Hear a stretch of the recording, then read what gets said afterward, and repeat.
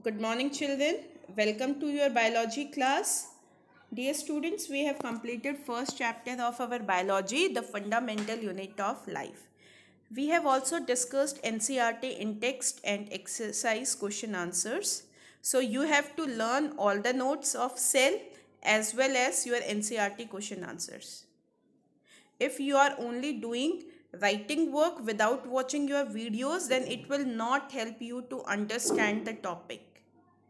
Okay, so to understand, first watch your videos, then do your writing work, and as well as learn all the notes and question answers. If you face any difficulty, then please concern to your teachers. Okay, please follow instruction of your teachers and listen to your parents.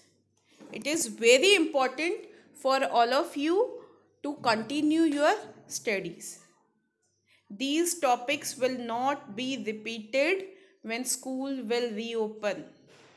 Okay? So, please be concentrated, study well. So, let's start with our chapter. So, in your NCERT textbook, this is the chapter number 6, tissues.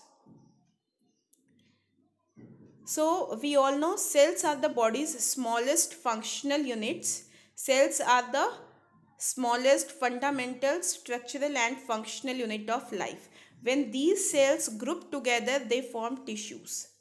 Okay, and tissues are group of cells which have specialized functions. Cell क्या होते हैं बेटा? Cell किसी भी living organism की body का सबसे smallest structural और फंक्शनल यूनिट है, और जब यही सेल्स ग्रुप बनाते हैं तो इसको हम क्या कहते हैं? टिश्यू कहते हैं. ओके, सो टिश्यूज़ की डेफिनेशन हो गई, group of cells which have specific function. Example blood, muscle और नर्वस टिश्यू. तो ब्लड जो है आपकी बॉडी में वो क्या काम कर रहा है? ट्रांसपोर्टेशन का काम कर रहा है. मसल्स आपकी बॉडी में किसका काम कर रहे हैं? मूवमेंट का काम कर रहे हैं. ओके, नर्वस टिश्यू आपकी बॉडी में क्या करता है? मैसेज को ट्रांसफ़र करने का काम करता है, इंफॉर्मेशन ट्रांसमिट करता है. So study of tissue is called histology. Histology is the branch of biology which deals with study of tissues. So what are tissues?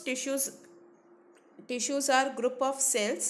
So when these tissue they group together, they form organ. So example of organs are heart, stomach, brain, lungs. Okay, and when organs group together, they form organ system. And each organ system perform a particular function. For example, your digestive system break down the food, your transport system help in transportation of oxygen, carbon dioxide, food, waste material. Okay, your excretory system help to filter the waste from your blood. So each system performs specific function. Tissues के group को क्या कहते हैं बेटा? Organ कहते हैं. तो heart, stomach, brain, lungs, kidneys क्या है हमारी बॉडी में? ऑर्गन्स. और जब डिफरेंट ऑर्गन्स का जो ग्रुप होता है we call it as organ system. For example आपके डाइजेस्टिव सिस्टम में कौन कौन से ऑर्गन हैं? Your oesophagus, food pipe, stomach, your liver, pancreas, small intestine, large intestine, all these are the parts of digestive system. Okay, तो आपका digestive system कोई भी system किससे बनता है? different organs से. और पर्टिकुलर सिस्टम का पर्टिकुलर फंक्शन होता है. डाइजेस्टिव सिस्टम फूड को डाइजेस्ट करने में हेल्प करता है. ट्रांसपोर्ट सिस्टम आपकी बॉडी में oxygen, carbon dioxide, useful material, hormones, waste, इन सब चीज़ों को ट्रांसपोर्ट करने में हेल्प करता है. So tissue is a collection of cells which have similar structure and perform same function. Okay, now who discovered tissue? Tissue की डिस्कवरी किसने की थी बेटा? Tissue was discovered by Bichat. Tissue की डिस्कवरी बिचेट ने की थी. And Bichat is also known as founder of histology. Bichat ने सबसे पहले टिश्यू को डिफाइन किया था. Okay, so he is also known as founder of histology. Father of histology कौन है? What is histology? Study of tissue is known as histology. So Marcelo Malpighi is known as father of histology. Microscope की help से इन्होंने बहुत सारे tissues के structures को study किया था. Now what is the importance of tissue? Tissue की इम्पोर्टेंस क्या है? This is the important topic And you have a NCERT question also, what is the utility of tissue in multicellular organisms? Okay, so we all know multicellular organism have a complex body. Multicellular organisms की body बहुत ज़्यादा complex होती है. Complex क्यों होती है? क्योंकि उसमें बहुत सारे सेल्स, टिश्यूज, ऑर्गन और ऑर्गन सिस्टम होते हैं. Okay, so all the functions can not be performed by single cell. आपकी बॉडी जब इतनी ज़्यादा कॉम्प्लेक्स है तो उसमें सारे फंक्शन एक सिंगल सेल नहीं कर सकता, क्योंकि उसके ऊपर वर्कलोड आ जाएगा. तो उसके लिए हमारी बॉडी में या किसी भी एनिमल की बॉडी में मल्टी सेलुलर ऑर्गेनिजम्स में वर्क जो है वो डिवाइडेड है. For example, your blood will do the work of transportation, kidneys will do the work of filtration of impurities from the blood, digestive system will break down the food, your respiratory system help you to provide energy by breaking the food, okay, and exchange of gases, carbon dioxide and oxygen. So work is divided, division of labor is present, okay. Different cell tissues are involved in reproduction, respiration, excretion, transportation. तो multi cellular organisms की body जब बहुत ज़्यादा complex है तो उनमें division of labour के लिए, उनके वर्क को डिवाइड करने के लिए क्या प्रेजेंट है बेटा? टिश्यूज प्रेजेंट है. Okay, tissues become organise to form organs and organs group together to form organ system. तो जितना ज़्यादा ऑर्गेनिज्म की बॉडी कॉम्प्लेक्स होगी उसमें उतने ज़्यादा कॉम्प्लेक्स टिश्यू प्रेजेंट होंगे. फर्स्ट चैप्टर में we have studied difference between unicellular and multicellular. So उसमें आपने क्या पढ़ा था? Unicellular organism life span is short. Unicellular organism का लाइफ स्पैन है वो शॉर्ट होता है. मल्टी सेलुलर का लाइफ स्पैन जो है वो ज़्यादा होता है. क्यों? बिकॉज मल्टी सेलुलर ऑर्गेनिजम्स की बॉडी कॉम्प्लेक्स है, so they have division of labour. So division of labour की वजह से उनकी जो एफिशिएंसी है वो इंक्रीज हो जाती है and they have higher survival. Okay, so now we will look into the difference between plant and animal tissue. Plants are autotrophic. Auto means self, trophic means nutrition. Autotrophic means they have self nutrition, they can prepare their own food by the process of photosynthesis. Plants are stationary, that they cannot move. Plants को आपने देखा होगा वो एक ही जगह पे रहते हैं, वो कभी मूव नहीं करते, एक जगह से चल के दूसरी जगह पे नहीं जाते. They are non motile. Okay, so जब वो मूव नहीं कर सकते, so they do not need much energy, उनकी एनर्जी रिक्वायरमेंट कम है and their body is made up of more dead tissue. Plants में ज़्यादातर डेड टिश्यू प्रेजेंट होते हैं to provide them mechanical strength, ताकि एनवायरनमेंट में होने वाले चेंज को वो विथस्टैंड कर सकें, सर्वाइव कर सकें अपने एनवायरनमेंट में. Okay, so animals on the other hand are heterotrophic. Plants कैसे थे? Autotrophic, they can prepare their own food. Animals depend on other organisms to obtain their food. Plants cannot move, animals can move. Plants have low energy demands, animals have high energy demands. Plants are made up of more dead tissue, animals are made up of more living tissue. So plants and animals are made up of different type of tissue. Okay, plant और animals में ये differences हैं तो उनमें जो tissues present है वो भी डिफरेंट होते हैं. Plants have tissues which divide through out their life. Plant में कुछ ऐसे स्पेशलाइज्ड टिश्यू होते हैं जो पूरी लाइफ डिवाइड करते हैं. ओके, वो मेरिस्टेमेटिक टिश्यूज हैं. एनिमल्स की बॉडी हमेशा डिवाइड, एनिमल्स की बॉडी में बेटा लिमिटेड ग्रोथ होती है. Okay, throughout their life their cells do not, through their life their body do not grow. आपने देखा होगा कि एक सर्टेन टाइम होता है जब हम अपनी मैक्सिमम हाइट गेन कर लेते हैं, उसके बाद हमारी जो हाइट है वो इंक्रीज नहीं होती. ओके, सो प्लांट्स में जो डिवाइडिंग टिश्यू है they are localised in certain regions. So you will study the location of meristematic tissue. So we will quickly revise the difference between plant tissue, animal tissue. Animals tissue are mobile. Animals are mobile, sorry. Animals can move from one place to another place. Animals are made up of more living tissues. Okay.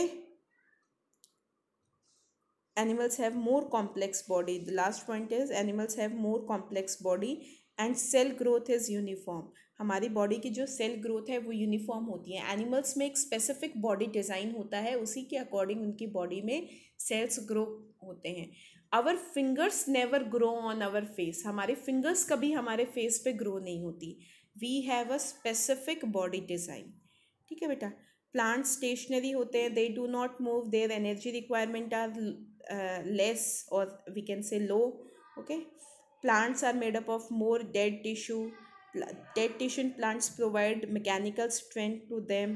Plant body is comparatively simple.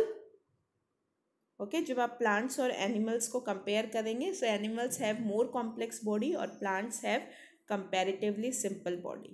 So plant tissue is divided into two parts, meristematic and permanent. Meristematic tissue plant में वो tissue है जिसके sales continuously divide करते रहते हैं. So meristematic cells are capable of cell divisions.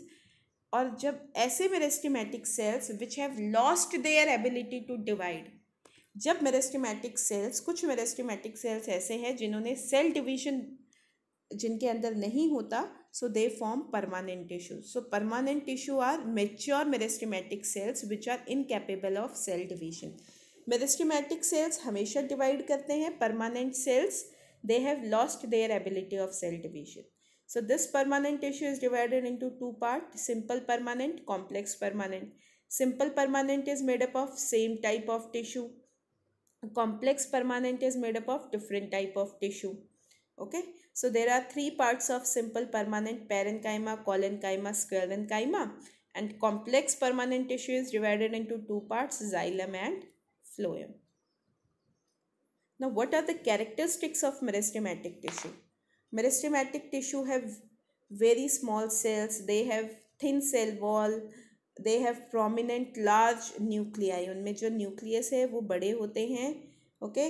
Small vacuoles होते हैं या फिर वैक्यूल्स एब्सेंट भी होते हैं. मेरिस्टेमेटिक सेल में जो वैक्यूल्स हैं वो आपको बहुत कम दिखाई देते हैं. Meristematic cells do not have intercellular space.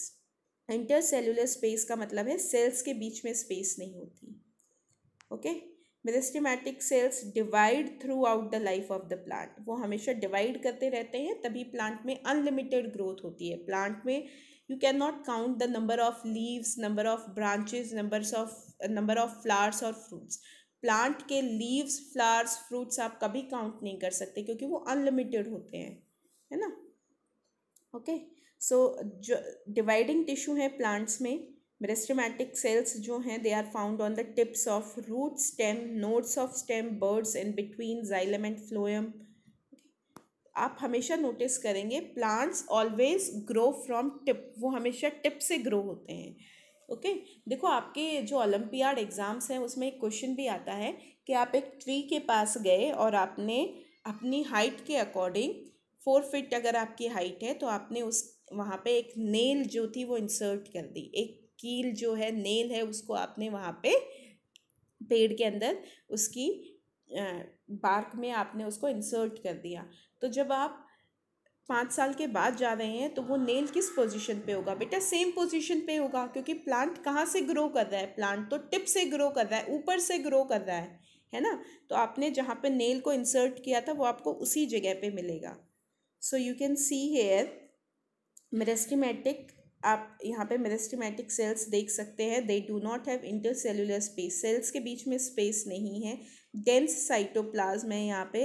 And you can C large size of nucleus, यहाँ पे आपको न्यूक्लियस भी दिखाई दे रहा है. वैक्यूल्स हैं वो बिल्कुल भी यहाँ पे आपको दिखाई नहीं दे रहे. Okay. So on the basis of location, position of meristematic tissue कहाँ कहाँ प्रेजेंट है. So there are 3 different type of meristematic: apical, intercalary and lateral. Okay. Apical, the name suggest, apical का मतलब क्या होता है? एपिकल का मतलब होता है टिप. तो स्टेम की ये जो टिप है और रूट्स की भी जो टिप होगी वहाँ पे कौन सा मेरिस्टेमेटिक है? Apical meristematic. अब सपोज कीजिए यहाँ पे 4 सेल्स थे, एपिकल मेरिस्टेमेटिक सेल्स. ठीक है. वो 4 सेल्स डिवाइड हुए, 8 बने, 8 से 16 बने. तो जो नए सेल्स डिवाइड होते जा रहे हैं वो नीचे की तरफ पुश होते जाएंगे. यानी स्टार्टिंग में जो एपिकल मेरिस्टेमेटिक सेल्स थे अब उन्होंने क्या बना लिया? Intercalary meristem. तो इंटर कैलरी मेरिस्टेम कहाँ प्रेजेंट होता है बेटा? नोड्स और इंटर नोड्स में, जहाँ से ये जो ब्रांचेस निकलती हैं ना, ब्रांचेस और ब्रांचेस में से ब्रांचेस निकलती हैं, so we call them as nodes and internodes. So intercalary meristem कहाँ प्रेजेंट होता है? नोड्स एंड इंटर नोड्स में. एपिकल कहाँ प्रेजेंट होता है? टिप में. और लेटरल कहाँ प्रेजेंट होता है बेटा? साइड में. ये देखो प्लांट की साइड में. तो एपिकल मेरिस्टेमेटिक का फंक्शन क्या है? The function of apical meristematic is to help in the primary growth of the plant. Plant की ये लेंथ इंक्रीज करने में हेल्प करता है. प्राइमरी ग्रोथ का मतलब क्या है बेटा? लेंथ, है ना. जो स्टेम की लेंथ इंक्रीज होगी, है ना. इंटर कैलरी नोड्स और इंटर नोड्स जो ब्रांचेस निकलेंगे ना, उसकी ग्रोथ में हेल्प करता है. लेटरल डायामीटर, गर्थ को इंक्रीज करने में हेल्प करता है. ठीक है, आपने देखा होगा कि जो भी प्लांट है उसने ग्रो करना किया तो उसकी जो स्टेम थी उसका डायमीटर था स्टार्टिंग में वो कम था. तो धीरे धीरे वो जो जब ट्री बनता जाता है तो उसका ट्रंक कितना ज़्यादा डायमीटर बड़ा हो जाता है, उसका वो बढ़ता जाता है. स्टेम की ये जो आपको मोटाई है, ये जो विड्थ है, इसकी ये इंक्रीज होती रहती है. तो इसको कहते हैं हम सेकेंडरी ग्रोथ. तो सेकेंडरी ग्रोथ में कौन हेल्प कर रहा है बेटा? Lateral meristem. कौन हेल्प कर रहा है सेकेंडरी ग्रोथ में? Lateral meristem. प्राइमरी ग्रोथ में किसने हेल्प किया था? Apical meristem. प्राइमरी ग्रोथ क्या है? लेंथ इंक्रीज होना. और सेकेंडरी ग्रोथ क्या है? डायमीटर इंक्रीज होना. इंटर कैलरी मेरिस्टेम किस में हेल्प करता है? Inter calorie meristem helps in the growth of nodes and internodes. Okay, so what are the difference between meristematic tissue and permanent tissue? Meristematic tissue, cells divide continuously. Permanent tissue, cells do not divide.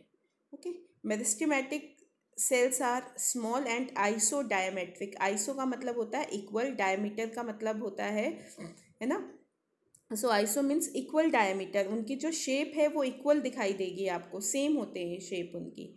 Permanent tissue में shape जो है वो change होती रहती है. Shape जो है permanent tissue में पेरेन्काइमा की अलग शेप है, कॉलेनकाइमा की अलग है, स्क्लेरेन्काइमा की अलग है. So they have variable shape and size. Meristematic cells में सेल वॉल थिन है. Permanent cells they have thick cell wall. Meristematic nuclei या लार्ज साइज न्यूक्लियस है, आपने डायग्राम में देखा. परमानेंट टिश्यू में जो न्यूक्लियस है वो स्मॉल है. मेरिस्टेमेटिक में आपने वैक्यूल्स देखे, डायग्राम में एब्सेंट है. परमानेंट में वैक्यूल्स प्रेजेंट है. मेरिस्टेमेटिक सेल्स में इंटरसेल्युलर स्पेस, सेल्स के बीच में स्पेस नहीं होती. परमानेंट सेल्स में इंटरसेल्युलर स्पेस प्रेजेंट होती है. मेटाबॉलिक एक्टिव होते हैं मेरिस्टेमेटिक सेल्स. मेटाबॉलिक एक्टिव का मतलब है वहाँ पे सेल ज़्यादा एक्टिव होते हैं, वो सेल्स डिवाइड करते रहते हैं. So they are metabolically active. Permanent tissue जो है उनका main function mechanical strength provide करना होता है, तो वो इतने मेटाबॉलिकली एक्टिव नहीं होते. ठीक है.